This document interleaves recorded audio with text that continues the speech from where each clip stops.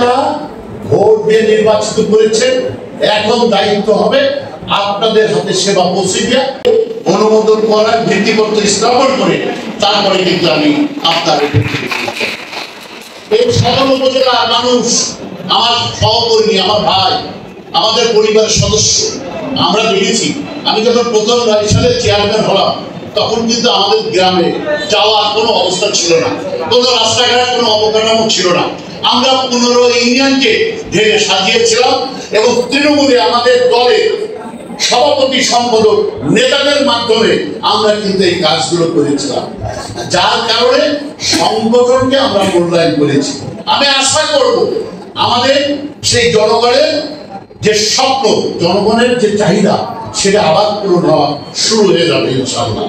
আজকে বয়স্ক ভাতা, যুবক ভাতা, বন্ধু ভাতা, মাতৃকালীন ভাতা, আমাদের কোনো সুযোগ সুবিধা আমাদের দলের কোনো কর্মীরা এবং আমাদের দলের হাতে পাই না।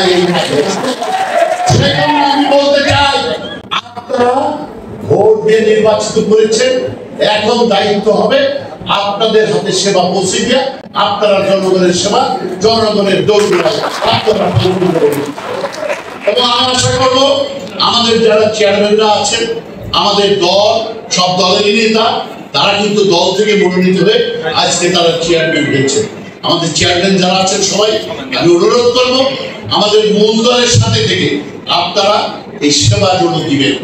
আর উপজেলা পরিষদের আমার আমার একটু প্রস্তাব থাকবে, আমাদের পিআর সাহেব আছে, আমাদের অন্যান্য কর্মকর্তা যারা আছে, আমার সাধারণ মানুষ যেন এই যখন উপজেলা পরিষদে আসবে তারা যেন কেউ মুখ কালো করে না যায়। সবার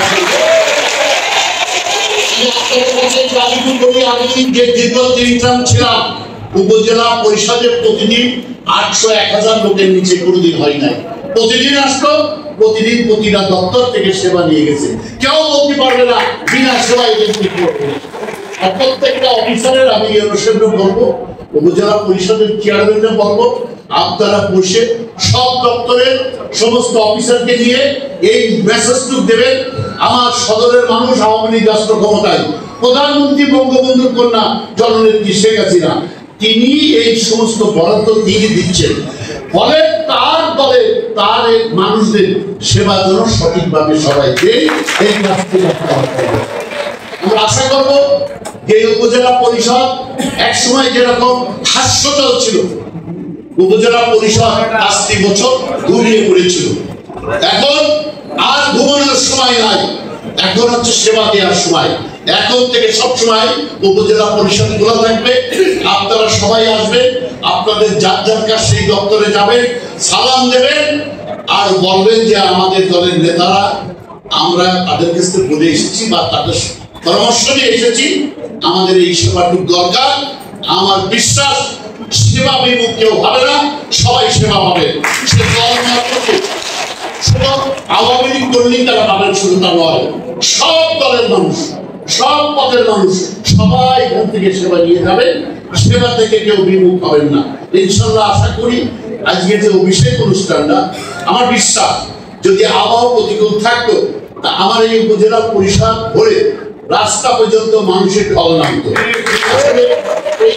আমরাও কিন্তু আমার মনে হয় যে আমাদের তরফ থেকে কিভাবে বলেছে আমি জানি না, আমার বিশ্বাস যে আমাদের সব কর্মীরা এই মেসেজ পাইলে এখানে ৫০,০০০-এর উপরে লোক হয়ে যেতে পারে। সেই কারণে আপনারা যারা এসেছেন, আপনাদের দলের নেতারা যারা আসতে পারেন না, তাদেরকে এর পরবর্তীতে যখন কাজের থেকে পরিষদ শুরু হবে তাদেরকে নিয়ে আসবেন, ঘুরে নিয়ে যাবেন, ইউরো সাহেবের সাথে পরিচয় করবেন, চেয়ারম্যানের সাথে পরিচয় করবে, আমাদের অন্যান্য দপ্তরের সাথে পরিচয় করবে। এইগুলো সবাই রেগুলার আসতে থাকবে। আর এই পরিচয়টা হইলে আপনারা দেখবেন যে ইউরো সাহেব ছুটে গেছে। কারণ আমি শুনেছি এই ইউরো সাহেব গণমুখী, কোন সরকারি কর্মকর্তা যদি গণমুখী হয় তাহলে সে যখন এখান থেকে প্রমোশন নিয়ে যাবে, আমার এখানে যতগুলো ইউরো ছিল প্রত্যেকটা ইউরো যাওয়ার সময় এই উপজেলা পরিষদের মায়া এবং যশোরবাসীর ভালোবাসায় এমন সিদ্ধ ছিল যে তার চোখের জল ফেলায় এখান থেকে গিয়েছে এবং এখান থেকে আর আমাদের এখানে আমি যতদিন চেয়ারম্যান ছিলাম ইউরো সাহেবদের উপরে কোন সংসদ সদস্য, কোন মন্ত্রী কেউ কোন খবরদারি সদর উপজেলায় চলে না, চলবে না।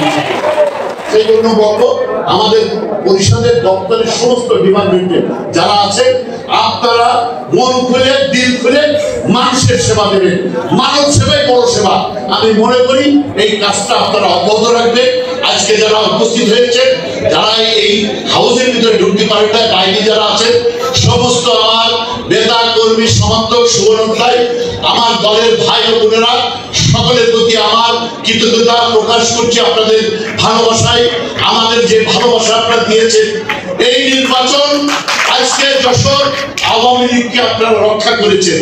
কারণ এই আওয়ামী লীগ আজকে যদি আপনারা 8 জন প্রার্থী, সবই প্রায় দলের 1-2 দলের বাইরে, কিছু কিছু সন্ত্রাসী কর্মকাণ্ডের লোক এই ভোটে দাঁড়িয়েছিল, কারণ মুক্ত নির্বাচন ছিল।